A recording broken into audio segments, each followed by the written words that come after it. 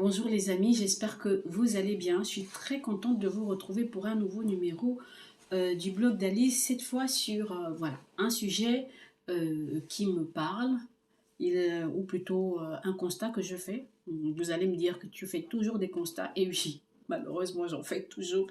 Et je sais pas, c'est peut-être ma profession de base, le journalisme qui fait ça, et qui fait en sorte que donc après j'ai besoin d'échanger avec d'autres personnes et j'ai choisi d'échanger avec vous. Voilà, je vais vous parler donc de quelque chose que j'ai constaté et là je vais vraiment parler de la société gabonaise.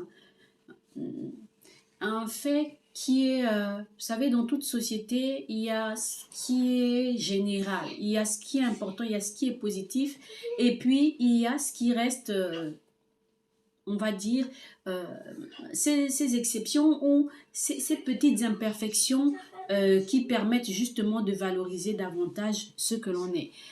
Euh, Là, je voudrais m'adresser un peu à ceux qui sont aisés au Gabon.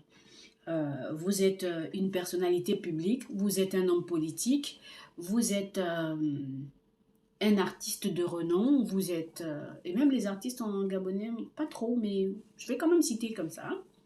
Vous êtes, en tout cas, vous êtes une personnalité, vous êtes quelqu'un qui, on va dire, a réussi socialement.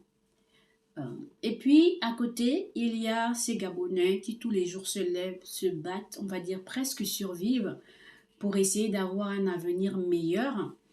Et voilà. Je voudrais vous poser la question de savoir quel est votre regard sur cette partie de la population. Si vous pensez qu'il est logique d'avoir un regard, un comportement condescendant sur une personne, tout simplement parce que cette personne fait partie d'un milieu moins aisé que le vôtre, ou tout simplement a des revenus moindres par rapport aux autres, ou voilà. Est-ce que le Gabonais de la classe, de la haute administration par exemple, ou de la haute classe, voilà, doit se définir comme une personne qui doit être condescendante envers les autres personnes ou plutôt doit se définir comme quelqu'un qui se sent privilégié.